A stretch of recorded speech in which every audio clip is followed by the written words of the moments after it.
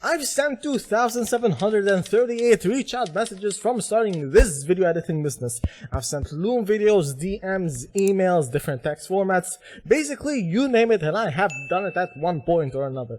And so I'm gonna rank them by effectiveness from what works least to what works best, what I've learned from each of them, the best practices of course, and I'm gonna even send a reach out message just for you by the end of this video so we can go through it together. And so with that, let's begin! And so the first one that we're starting with are DMs, reach out messages on social platforms. Do they work? If so, which works best and how do we implement it? Well, it depends, but I'm gonna give you the 20% that gives you 80% of the results, like basically the Pareto principle from the book. So in a lot of business and entrepreneurship, it isn't so much what the idea is as it is exactly your execution of it.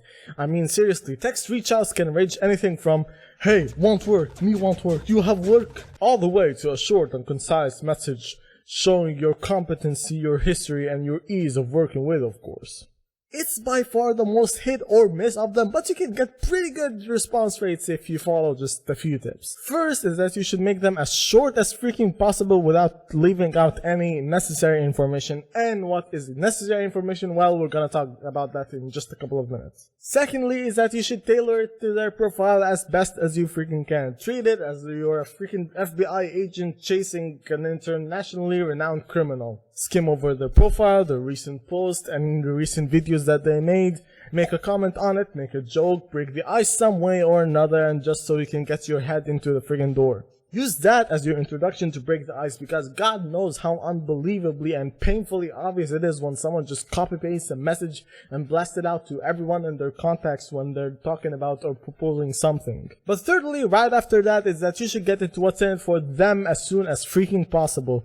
If they already mentioned in their post that they're looking for a video editor, graphic designer, whatever, then get closer.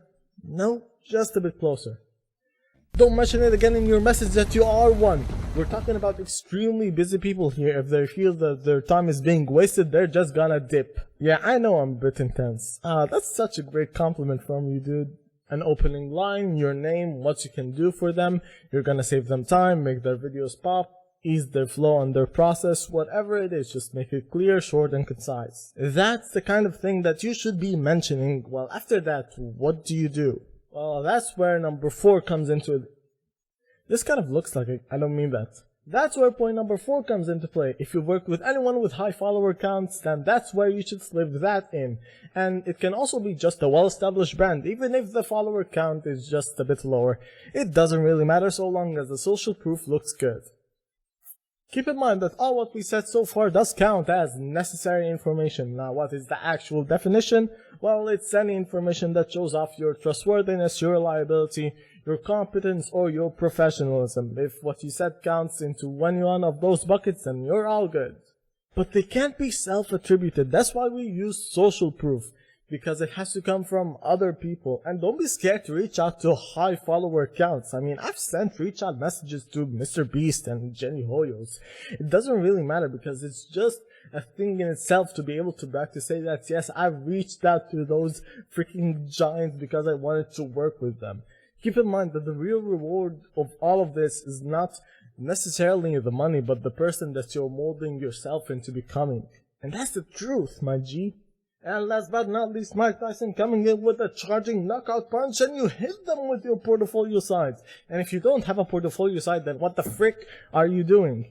Use the link in the description to make a free site with card. And yes, this is a shameless plug because I have an affiliate link with them. I mean, seriously, I'm not saying that you can't use your Google Drive link, but you need to be looking as professional as possible here, and that doesn't exactly scream professionalism. Just make the portfolio site and place the link for your Google Drive as a button in the middle of the page. That's what I do, along with some prominent pieces as your portfolio.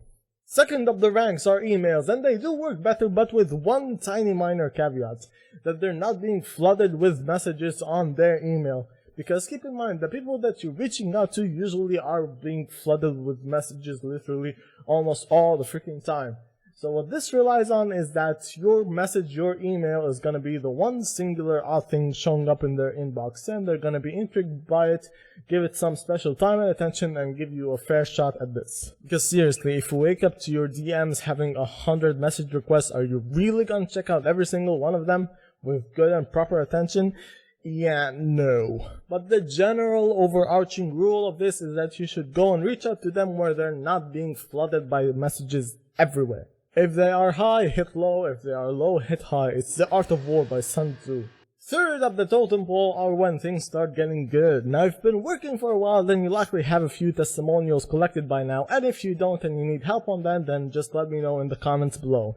But anyways, you can make use of these testimonials instead of letting them just collect bugs and dust in some long lost forgotten folder in your drive. You gotta use it, G! So in the reach out message you can say something like, but you don't have to take my word for it. Here's what X said from company Y about working with me.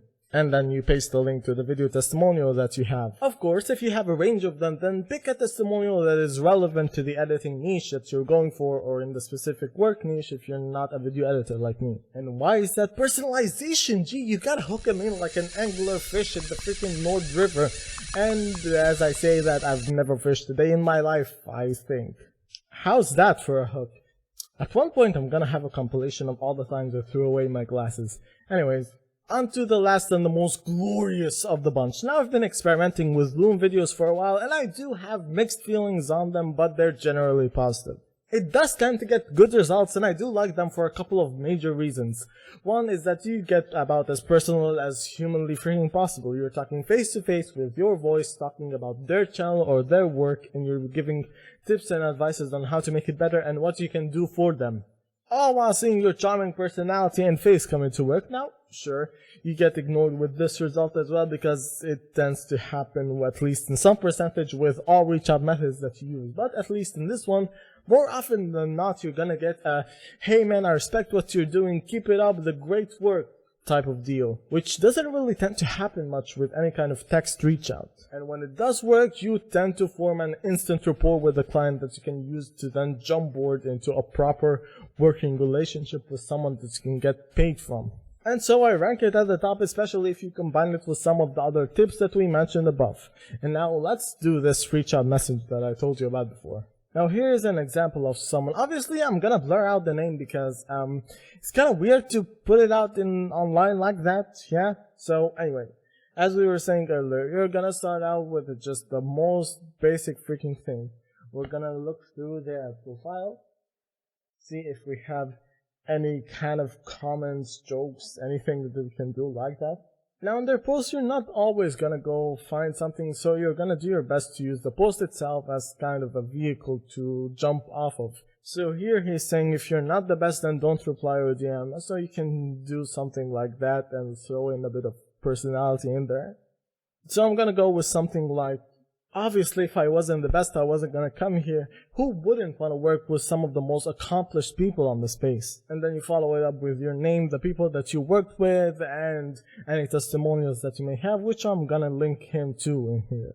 And then you end it with linking to your portfolio, what and where they can contact you, and of course just sending off a nice little ending line so you can keep a good relationship going in case they want to reply back or talk about something. Keeping note that I introduced myself, the people that I've worked with, and their testimonial of working with me. And so by the end I just said, hey, if you're interested, then let's book a call through my site. It's onemanstudios.com. Or if you prefer email, then my email is abdullah@itsonemanstudios.com. And so let's talk soon. Keeping up a nice, chill, upbeat tone to keep a nice line of communication going. But that's the general gist of it. I hope you enjoyed that and it taught you just a little bit. Here's some other video about Reachouts and business if you're interested, and check out the links in the description. After all that, bye!